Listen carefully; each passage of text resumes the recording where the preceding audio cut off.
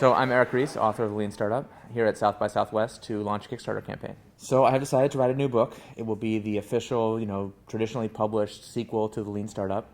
It is codenamed The Startup Way, but it's not going to come out for a while. I'm at the very beginning of the publishing process. It will come out in 2016 or 17. Traditional business book. That's how it goes. So I didn't want to just lock myself in a cave for 2 years and think deep thoughts and then hope that people will like the book. So I wanted to do something that was more experimental, more immediate. So I've launched a Kickstarter campaign that is going to take a bunch of my material that I use with my clients, startups and big companies, case studies, workshop material, out of the curriculum that I teach, and turn that into a guide we're calling the Leader's Guide for people who are trying to implement Lean Startup at scale. And that will happen all this year. So people who want to test out these ideas can be part of the journey of the research and discovery that will lead to the new book. Everybody who backs the Kickstarter campaign will be part of a private community where they're going to be able to get early access to chapters and material from the Leader's Guide. We hope that they will use that in their own work and then report back what happens. So the community will be all about sharing real stories of how this actually works in the real world. So that will not only be cool to learn and discover from each other, but from my point of view, it's critical research for the new book to find case studies maybe that I wouldn't otherwise have found, people who are actually trying to put these ideas into practice, report back what happens, and some of those stories will make it into the new book. The Lean Startup movement has grown so much more than I ever imagined possible in the last 5 years. This used to be a very Silicon Valley thing, now it's global. It used to be a very software thing, now it's been used for hardware, equipment, healthcare. It used to be all about for-profit, venture-backed companies, but now we're in governments and nonprofits and bootstrap garage startups. Just the number of people that have come up to me that are working on personal transportation. There's companies working on a jetpack. There's companies working on curing cancer. There's companies working on solving some of society's most difficult problems using Lean Startup techniques. So that's to me the really big thing is that we've built this community of people who are all trying to advance the state of the art in entrepreneurship. That's really what we stand for. And they're doing it wherever they live. So not just in Silicon Valley, but in communities and industries all over the world. People, when they think about measuring for their startup, they sometimes make the mistake of thinking too broad. So they want to know how many people in the world are going to want my product? How big is the market? Those questions are impossible to answer with any kind of accuracy, in my opinion. A much better way is to start from who are the individual people that make up that market, and what are the behaviors that they would have to exhibit for my hypothesis about my business to be true. So if you have a product you're this is going to go viral, and everybody who uses it is going to invite 2 more people, and that's how it's going to work.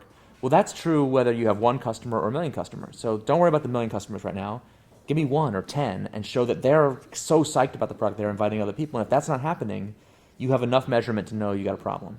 And that's true, if you think people are going to buy your product, they're going to love, paying high premium prices for your product, well then show me that 10 people want to do that. If you believe your product's going to be super addictive and sticky and people are going to use it all the time, then show me a small number of people using it. And the key here is that the reason we build a minimum viable product and we do these early experiments and all the early measurement is not because we're trying to do something small. It's that everything in the world that today is big was started small. It started out as something small and then it grew from there.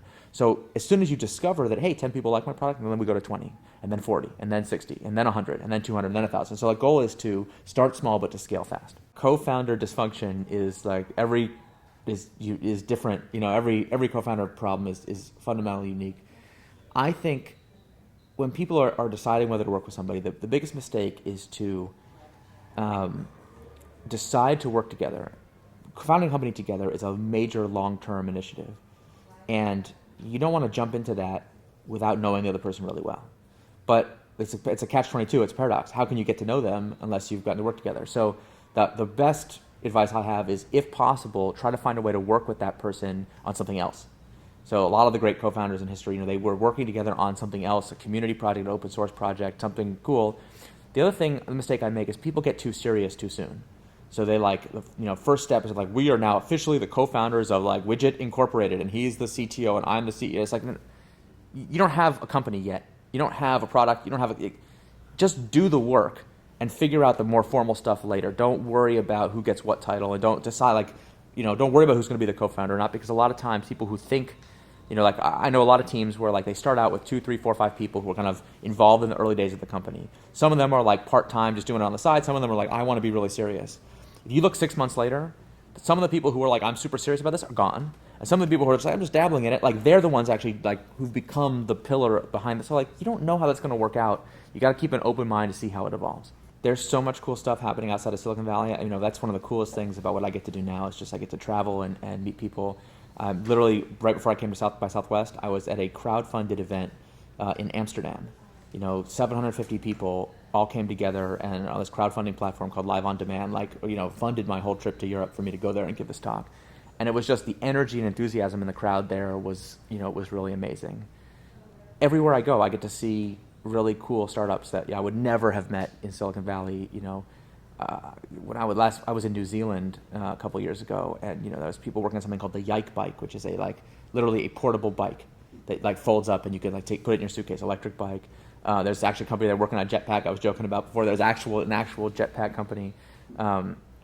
There's a lot of cool music startups I've seen recently, you know, some of which I get to be an investor in. So there's a lot of cool stuff happening, you know, in Nashville, in Austin, in places that, a lot of places that aren't even really on the entrepreneurial roadmap, like officially as far as the mainstream press are concerned, but there's startups everywhere. I do invest in startups, but only as a hobbyist.